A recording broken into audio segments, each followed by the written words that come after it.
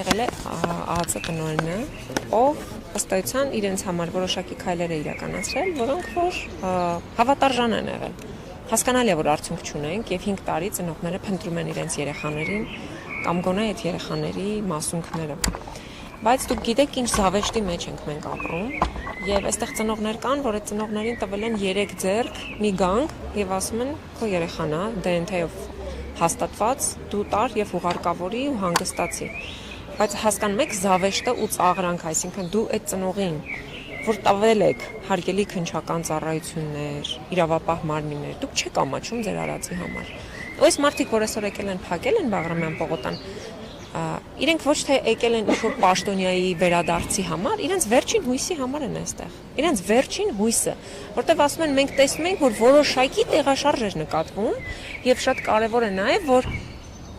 այս ընթացքում հասել են նրանք այն արդյունքին, որ ամեն առանձին երեխայի դեպքով կա հարուցված վարույթ եւ առանձին որոշակի գործողություններ են իրականացվում, այսինքն փաստահավաք որոշակի գործողություններ արդեն արվել են։ Հիմա ամեն մի անգամ, երբ որ նոր պաշտոնյա է գալիս, հիմա պիտի գա ասի, դե ես մի հատ ծանոթանամ, մի հատ հասկանամ, այսինքն շարունակականությունը չի ապահովում։ Եվ ծնողների մտավախությունը հենց դա է, որովհետև անցած անգամ, որ ազգային ժողովում լսումներ էին կազմակերպվել այս թեմայով եւ նույն ծնողները ազգային ժողովի շենքում էին, քննչական ծառայության ղեկավարը չէր կարողանում պատասխանել մարդկանց հարցերին, որտեղ իրապես մարդը նոր էր նշանակվել եւ դե չէր տիրապետում, եւ դա բնական է։ Հիմա այս սա է ծնողներին բերել հասցրել այս ծայրահեղ իրավիճակին, որ իրենք ուզում են, որ լինի մեկը, ով երաշխավորված իրենց հարցերին կպատասխանի եւ երաշխավորված կզբաղվի իրենց երեխաների խնդիրներով։ Իսկ իրենց երեխաների խնդիրը մեր բոլորի խնդիրն է, մեր բոլորի թասիբի ու նամուսի հարցն է։ 2021 թե 22 թվականի հունվարից անհետ կորածների որոնողական աշխատանքները դադարեցված են։ Եվ Նիկոլ Փաշինյանի իշխանությունը, ուզում եմ նկատենք, որևէ քայլ չի իրականացնում անհետ կորածների վերադարձի հարցը կամ մասունքների որոնողական աշխատանքների հարցը ներառվի բանակցային գործընթացում։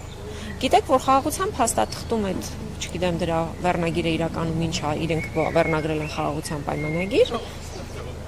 այդ փաստաթղթում չկա անհետ կորածների հարց, գերիների վերադարձի հարց։ Որևէ բանակցային գործընթացի մասին, երբ որ մենք ստանում ենք պաշտոնական տեղեկություն,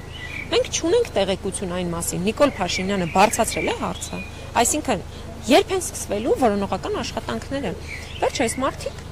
իրենց մինուճար, իրենց ընտանիքում մեծացած իրենց մի մսի կտոր երեխաներին տվել են պետությանը եւ հիմա իրավունք ունեն պահանջելու։ Բա դու բերել ես 3 ձեռք ես տվել մարդուն կամ այն մի ծնողի դեպքում ընդհանրապես զավեշտալի էր, ասում եմ իմ երեխան շատ փոքրամարմին երեխա է, բերել են 43 համարի, որ մեծ ոտք են տվել, ասում են չէ, սա է քո երեխան։ Այսինքն այս ծաղրանքի վերջը երբ պիտի գա։ Չի կարելի։ Ու այսօրվա այս անհնազանդության ակցիաները, որ այստեղ են, հետո գնում են հերացի ծնողները, հետո չգիտեմ ինչ անհնազանդ ուզում են պարալիզացնել որոշակի առեն Երևանը։ Նրանց հոգու ճիճն է։ Իրենք ուզում են իրենց երեխաներին։ Ուրիշ ոչ մի բան, ոչ մի քաղաքական պահանջ, որից որ Նիկոլ Փաշինյանն ու իր թիմակիցները խրտնում են։ Ոչ մի ուրիշ պահանջ։ Նոր դեպի զրույցում բողոքում էին, որ վարչապետն հայտարարել է ուրիշ երեխա չունեք, գնացեք նրանցով զբաղվեք։ Այո։ Փաստորեն Նիկոլ Փաշինյանը ինչ կոչ է անում։ Երեխա եք ունեցել, մահացել է այդ երեխան, անհետ կորել է իմ մեղքով, որտեղ տվյալ դեպքում Նիկոլ Փաշինյանը գերագույն գլխավոր հրամանատարն էր։ Եվ այդ գերագույն գլխավոր հրամանատարի կեպ կանգնելով չի մենակ։ Այդ նաև ունի պատասխանատվություն։ Հիմա այդ մարդը այդ պատասխանատվությունից խուսափելու համար ասում է դե համարեք այդ երեխան չկա, դու գնացեք ձեր մյուս երեխաներով զբաղվեք։ Տենց հեշտ է, հա։ Այսինքն երեխա կորցնել այդքան հեշտ բան է։ Ես ուղղակի չեմ հասկանում այս մարդկանց տրամաբանությունը։ Դե ասել է գնացեք ուրիշ երեխաներով զբաղվեք, մոռացեք ես մյուս երեխաների մասին, հիմա իրանք չկան։ Բավ պետք է պատասխան տա։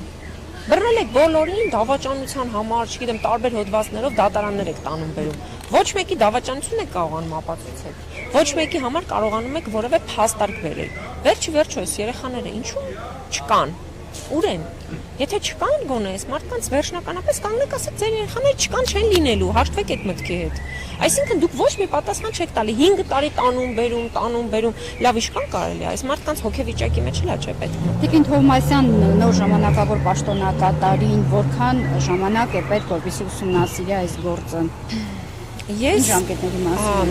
Գիտեք, ես ուզում եմ ասել, որ նոր ժամանակավոր պաշտոնակատար այդ համակարգի համար նոր մարդ չէ։ Երկար ժամանակ ԱԱՑ տնօրենի տեղակալ է եղել ու ինքը վստահաբար ես գիտեմ, որ տեղյակ է խնդրին, այսինքն այնպես չի, որ ինքը տեղեկացված չէ։ Բայց այնուամենայնիվ, այստեղ կա ուղղակի փոխադարձ հարգանքի, այսպես ասեմ, պահանջատիրություն ծնողների կողմից, որ ասում են ընդհանրապես խնդրում եմ եկեք եւ պատասխանեք մեր հարցերին կամ տվեք երաշխիքներ։ Երեկվանից մոտ 2-3 падգամավոր են դուք հանդիպել անհետ գործածների հարազատների հետ, ինչով է պայմանավորված, որ իշխանական թևից էլ որևէ մեկը չի հարգում եւ չի իջնում։ Այսօր ազգային ժողովում նիստի ժամանակ դուք ելույթ ունեցել եք այդ թեմայի։ Ես ելույթ չեմ ունեցել, որտեվ ձևաչափը թույլ չէր տալիս գրանցված չէի, բայց իշխանական падգամավորները ծաղրում էին, ասում են, դե մարդիկ գնում են, նկարվում, դուրս են գալիս, մենք կանչել ենք, լսումներ ենք արել։ Ո՞ւմ է պետք է լսումները։ Իրենց ոչ թե լսում է պետք, իրենց երեխաներն են պետք։ Ողջ կամ մահացած, բայց իրենց երեխաներն են պետք։ Դուք այդ հարցը լուծեք։ Լսում ես կարող եմ հրավիրել որպես ընդդիմադիր падգամավոր, դուք էլ գաք պարտավորություն ունենաք պատասխանելու այդ հարցերին։ Բայց ոչ թե դուք կանգնեք ու ասեք, որ հա, դե մենք լսում ենք կազմակերպել։ Մեծ հզոր գործ են արել, լսում են կազմակերպել։ Հարազատները պահանջում են ազգային անվտանգության պաշտոնյայի հանդիպումը, այնինչ իրենց հանդիպումներում գալիս են ոստիկանական ներքին գործ։ Չէ, 3 ազգային անվտանգության ծառայության բարձրաստիճան սպա կար այստեղ, այո, եւ 3 նա ամեն ջանք գործադրում էր, որպեսզի ծնողները համոզվեին եւ վստահ լինեին, որ ամեն ինչ արվում է եւ վստահ լինեին այնուամենայնիվ, որ իրենց հետ հանդիպում լինելու է եւ կարծեմ օրը նշանակված է վաղը։ Պարզապես այստեղ ծնողները մարդկային վերաբերմունքի կարիք ունեն եւ իրենք ասում են խնդրում ենք թող ինքը գա այստեղ գա մեզ հետ հանդիպի եւ տա երաշխիքներ ուղիղ եթերում նաեւ, այսինքն տեսախցիկների ներկայությամբ տա երաշխիքներ։ Ծնողների պահանջը սա է, տա երաշխիքներ, որ այդ գործի շարունակականությունն է ապահովելու։ Չգան ասեն նորից, դե 0-ից սկսում ենք։ Մի անգամ Նիկոլ Փաշինյանը զրոյական կետից սկսեց, տեսանք։ Փաշինյանը եւս 3 հայտարարությամբ այս մասին հանդես եկավ, վստահեցնելով, որ գործընթացը շարունակվել է, կարծես թե։ Գիտեք, Փաշինյանը, այո, հայտարարեց, որ ինքը շատ հաճախ հանդիպում է ծնողների հետ, ինքը ծնողների հետ հանդիպման ժամանակ չի թողնում լուսանկարեն, որովհետև ինքը չի հանդիպում լուսաբանման համար։ Այդ ինչի ձեր դվածեղը նկարում եք։ Այդ ինչ մի թաքուն բան եք խոսելու ծնողների հետ, որ ասում եք մենք հանդիպում ենք, բայց չենք նկարում։ Ես ծնողներին հարցնում եմ, ասում եմ ինքը մեզ չի հանդիպի։ Երբ էլ հանդիպել է, դրա մասին բոլորը իմացել են, այսինքն այնպիսի հանդիպումներ չեն եղել, որ դրանք լինեն գաղտնի, եւ երկրորդ, այդ հանդիպումները ոչ մի արդյունք չեն տվել։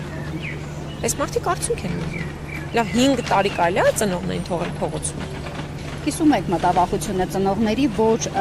գործընթացը կմտնի փակուղի եւ որևէ մեկը չի զբաղվի սրանով։ Ես անկեղծ ասած այո, կիսում եմ այդ մտավախությունը, որովհետև եթե 5 տարվա ընթացքում որևէ դրական տեղաշարժ չունենք, ես չեմ հավատում, թե առաջիկա 5 տարիների ընթացքում որևէ դրական տեղաշարժ կունենանք։ Վաղը վարչապետ Փաշինյանը մեկնում է ընկալել, որ թեման այնտեղ եւս կքննարկվի։ Ես չեմ պատկերացնում, որ կքննարկվի։ Ուրախ կլինեմ, որ որևէ կերպ սայլը տեղի շարժվի եւ այս անհնազանդությունը իսկապես նրան մտածելու տեղիք տա եւ նրանք այո փորձեն որևէ առումով բանակցային օրակարգ բերել ոչ միայն գերիների վերադարձի հարցը, ինչի համար եմ կասկածում, այլ նաեւ անհետ կորած եւ բռնի անհետացած երիտասարդների հարցը։ Չգիտեմ, չեմ պատկերացնում։ Շնորհակալություն։ Ես էլ եմ շնորհակալ։